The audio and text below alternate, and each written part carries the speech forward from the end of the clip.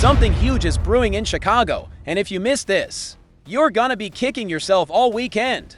We've got an all-pro cornerback who might be coming back sooner than expected, but it might be a mistake to rush him, a devastating absence at linebacker that's got all of us holding our breath before we face Minnesota.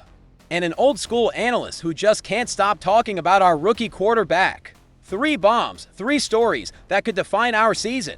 And I'm telling you right now, if you don't stick around till the end, you're gonna miss the one piece that could change everything for the Bears. The news that's got me more worried than anything else heading into Sunday's game against Minnesota just got confirmed.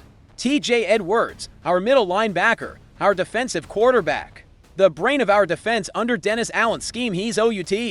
And I gotta ask, how the hell are we supposed to stop Aaron Jones and that Vikings offense without him? Let me break down why this is massive for Chicago. Edwards isn't just another linebacker making tackles. This dude makes the pre-snap calls, adjusts the whole defense based on what he sees from the offense, and makes sure every player is lined up right before the snap. And now, going up against Brian Flores and his diabolical defensive scheme, we're gonna be without our general on the field. Edwards had hand surgery last week, and he's also dealing with a hamstring injury, 2 injuries at once, and yeah, we were without him against the Giants last week and still pulled off a win. But let me tell you something, Minnesota is not New York. The Vikings have Aaron Jones running behind an offensive line playing at an elite level, Sam Darnold playing the best football of his career, and Justin Jefferson who can torch any secondary on a single play.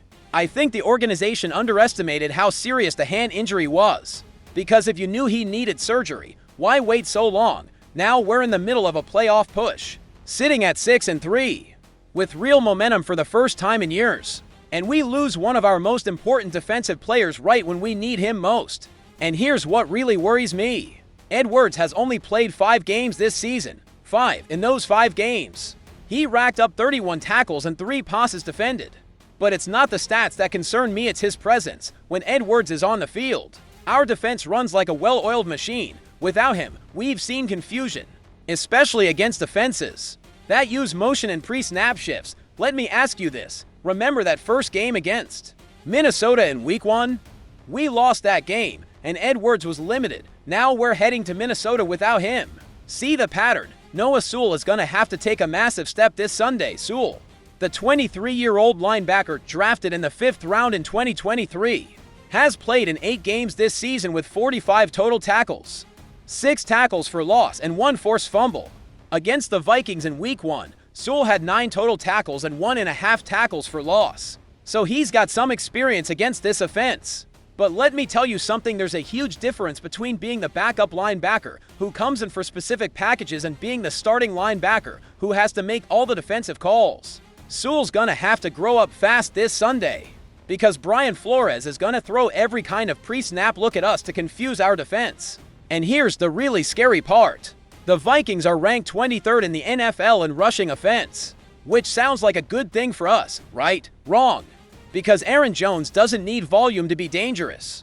This guy can break off a 60-yard run at any moment. And without Edwards out there making the right adjustments, Jones could have a field day against us. I think Dennis Allen is going to have to simplify the defensive game plan this Sunday. We can't ask Sewell to do everything Edwards does. We need to keep things simple, make sure everyone knows their assignments, and trust our guys to win their one-on-one matchups. But here's the problem with simplifying against Brian Flores. The guy is a genius at creating confusion. He's the king of the cover zero blitz, the master of simulated pressures, the architect of defensive chaos. If we simplify too much, Flores is going to read us like an open book and attack our weaknesses without mercy. And don't forget, we're also going to be without Jedi Walker on offense due to a concussion. So it's not just defensive issues, we've got offensive limitations too. Let me ask you this. Do you trust that Sewell and maybe even rookie Ruben Hypolito can fill Edwards' shoes against one of the most dynamic offenses in the NFC North? Because I've got my doubts, and I'm not ashamed to admit it. Look, I get its injuries are part of the game, but the timing of this Edwards injury is brutal. After this game against Minnesota, we've got Pittsburgh and then Philadelphia. 2 teams that would be in the playoffs if the season ended today. We need Edwards back ASAP, because that stretch of games is going to decide whether we're real contenders or just a good team. That falls short. and here's the reality Ryan Poles needs to face. When you gave Edwards that $20 million extension, you did it because he's a core piece of this defense. But if he can only play 5 games in a season, what's the real value of that contract? I think we need answers about his long-term availability. Because this can't become a pattern. Ben Johnson and Dennis Allen are gonna have to get creative. This Sunday, maybe they use more nickel packages to get Sewell off the field in certain situations. Maybe they lean more on the D-line to generate pressure and help the linebackers in coverage. Maybe they bring more safety blitzes to make up for the lack of experience at linebacker. But whatever the plan is, it's gotta work.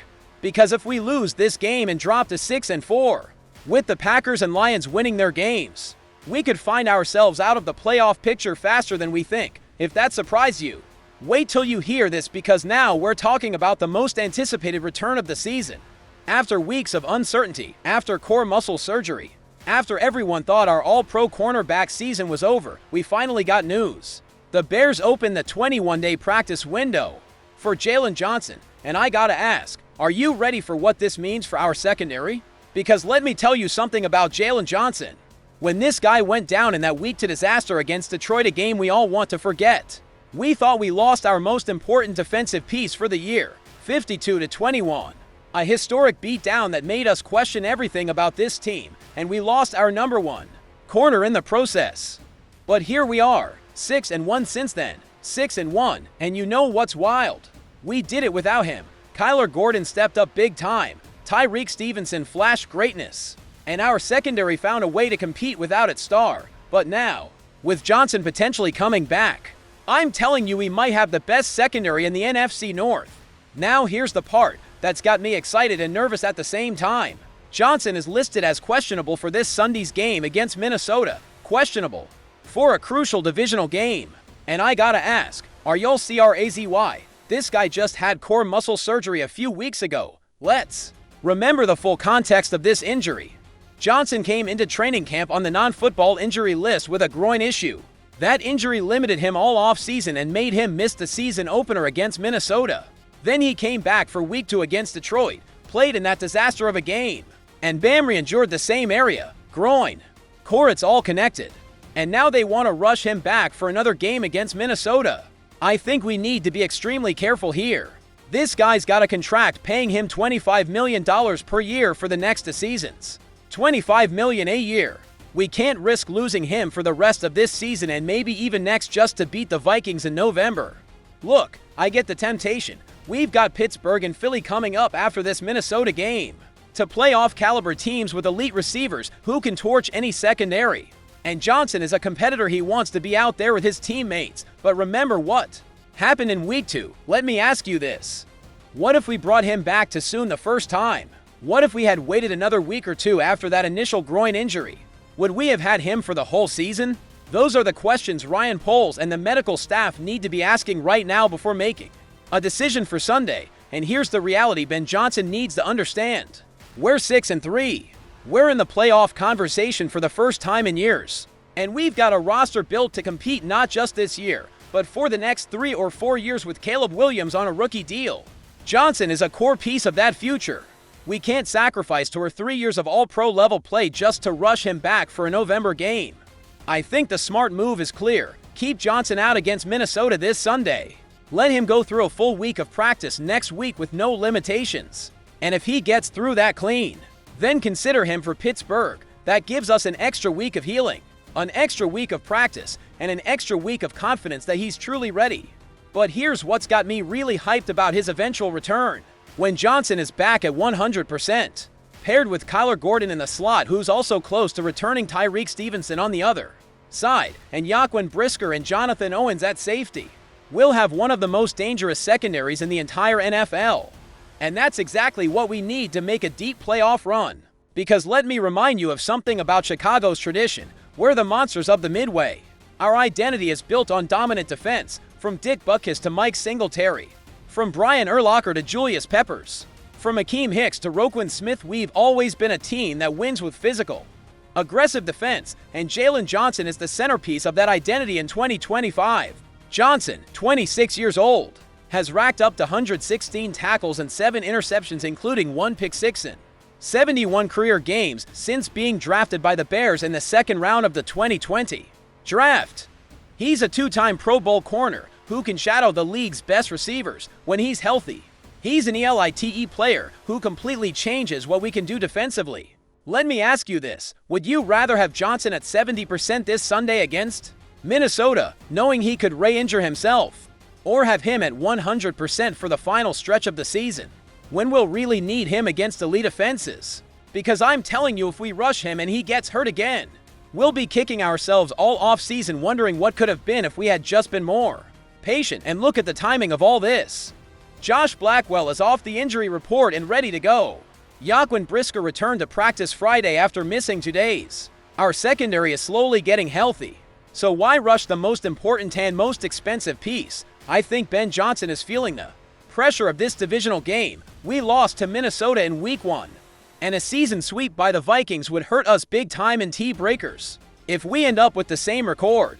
But we need to think long-term here, because here's the uncomfortable truth no one wants to admit. If Johnson plays this Sunday at 70 or 80%, and the Vikings target his side of the field knowing he's not 100%, and he gets hurt again, what was the point? We'd lose the game and our best cornerback. That's the worst case scenario. So yeah, I'm excited that his practice window opened. It means he's progressing, the surgery worked, and there's light at the end of the tunnel. But I'm also nervous, because we've seen it too many times in this league. Teams rush star players back from serious injuries and end up losing them for the rest of the season, or even longer. The final question I'll ask is this: do you trust Ryan Poles, Ben Johnson, and the medical staff to make the right call for the long-term future of this team? Or are you worried that the pressure of a playoff race will make them take an unnecessary risk with our all-pro corners' health? But that's nothing compared to what's coming next, because we've got to talk about something that's living rent-free in the head of an old-school analyst, Troy Aikman, Hall of Fame quarterback and Monday Night Football commentator. Just can't stop talking about Caleb Williams and the Bears, and I gotta ask, why is this man so obsessed with our rookie quarterback? Let me give you some context.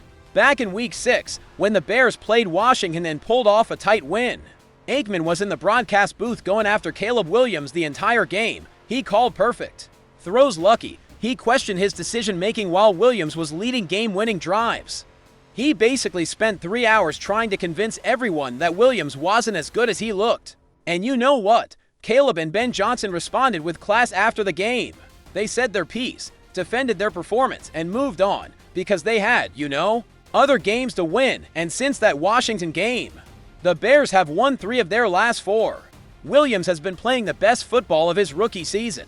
We're 6-3 and in the playoff hunt, but apparently, Troy Aikman still hasn't moved on, because in a recent interview with Front Office Sports, when asked about his broadcasting style and how he handles criticizing players, guess what situation he brought up and prompted? The Caleb Williams and Bears situation.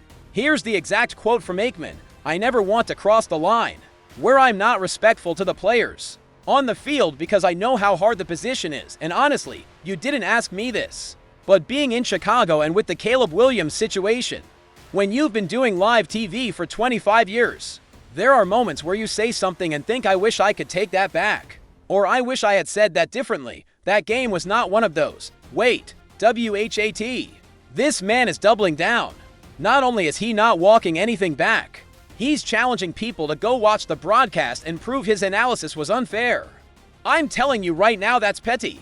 That's someone who clearly didn't like that the team and the fans clapped back at his comments. Because here's the truth.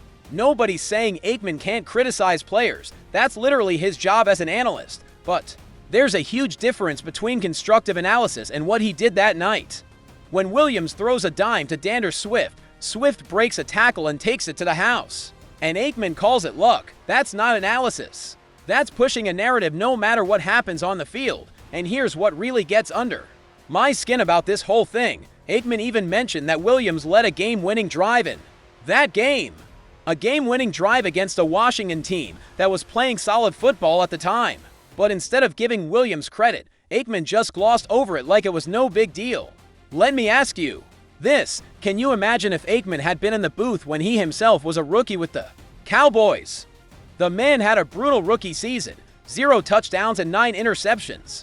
But nobody called him lucky when he finally started playing well. They gave him time to develop, gave him credit when he earned it, and he eventually became a Hall of Fame quarterback. But with Caleb Williams, it feels like there's a different standard. And I think I know why. Because Williams came in with all the hype. #1 overall pick in the 2024 draft, Heisman winner, compared to Patrick Mahomes. And when a player enters the league with that kind of expectation, old school analysts like Aikman want to see them fail just so they can say I told you so. But here's the problem with that mindset. Williams is not failing. In fact, he's on pace to have the best statistical season for a quarterback in Chicago Bears history. Let me say that again, the best season ever for a Bears quarterback. That includes Sid Luckman, Jim McMahon, Eric Kramer, everybody. And you know what's the most ironic part of all this? Aikman says in the interview that he doesn't care what people think about the situation, that he's entitled to his opinion, and he's right, he is. But if he really didn't care, why is he still talking about it? Why bring it up in an interview when nobody even asked? I'm telling you what the Bears did on social media after that game. That little gentle troll they pulled off is living rent-free in Troy Aikman's head. And that's beautiful, because it means what we're doing in Chicago is getting noticed. We're in the national conversation. People are talking about the Bears not as a rebuilding team, but as a legit contender. And here's what Aikman doesn't get. Bears fans don't need anyone to tell us if Caleb Williams is good or not. We see it every Sunday. We see him escape impossible sacks. We see him make throws from angles that shouldn't be possible. We see him leading this team to a potential playoff season in his rookie year. They gave him the nickname Houdini last week for his ability to escape sacks and extend plays. And it wasn't luck. It was pure talent, instinct, and elite athleticism. But I'm sure if Aikman had been in the booth for that game, he would have found a way to downplay it too. Look, I get it, not everyone's going to be a fan of Caleb Williams. That's part of the game. But when you're an analyst of Aikman's stature, with his platform and reach, you've got a responsibility to be fair. And bringing this situation back up weeks later, unprompted, just to double down and challenge people to disagree.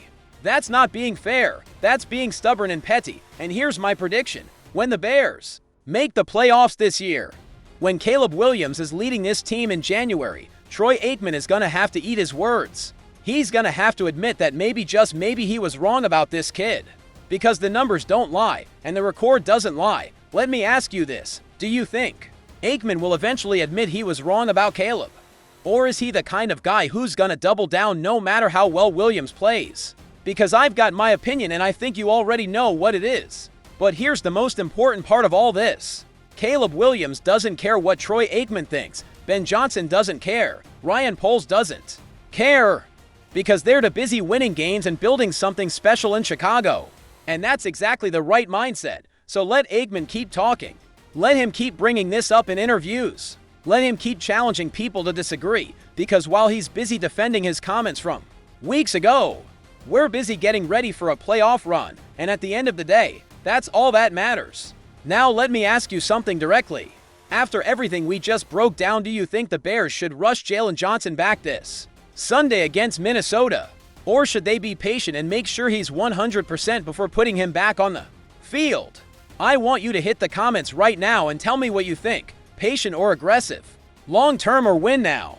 And about TJ Edwards, do you trust that Noah Sewell can step up and lead our defense against Aaron Jones and that Minnesota offense? Or are you just as worried as I am about what could happen without our defensive quarterback out there? Let me know in the comments, because I need to know if I'm alone on this or if you're feeling the same way. And finally, about Troy Aikman and this whole Caleb Williams situation, do you think Aikman has a valid point, or is he just being stubborn and refusing to admit he might have been wrong about our rookie quarterback? Because I've got a very clear opinion on this, but I want to hear yours. Look, if you made it this far, if you stuck with me through this whole video, that tells me you're part of this Bears family. And this family is growing every day. We're building something special here, a community of fans who don't just watch the games, but understand the game, who know the salary cap, who understand strategy, who live and breathe Navy and Orange every single day. And I need you to officially join this family. Hit that subscribe button right now, not tomorrow, not next week, right now, because I guarantee you, tomorrow we're gonna have more explosive Bears news. Whether it's about Johnson's status for Sunday, how Dennis Allen plans to adjust without Edwards, or whatever Aikman decides to say next. And if you're already subscribed, hit that like button, because that like tells me you're with me, that you get what we're building here, and that you want to be part of this community that's changing the way Bears football is covered on YouTube. Share this video with every Bears fan you know, your cousin in Milwaukee who secretly roots for Chicago, your coworker who still rocks their Urlacher jersey, anyone who bleeds navy and orange. Because this info is too important to keep to yourself. And remember, after this game against Minnesota, we've got Pittsburgh and Philly. 2 games that will define whether we're real contenders or just a good team. And I'll be right here, breaking down every play, every decision, every key moment. Because that's what we do in this family. We don't just celebrate wins, we analyze how we won and what we need to improve. So once again, subscribe if you haven't already. Hit like if you agree with my breakdown. Comment your thoughts on these 3 stories. And share this video because the Bears family needs to stay informed. I'll see you in the next video. Chicago. And remember, bear down. Always bear down. This is our city. This is our team. And this is our moment. Let's not let it slip away.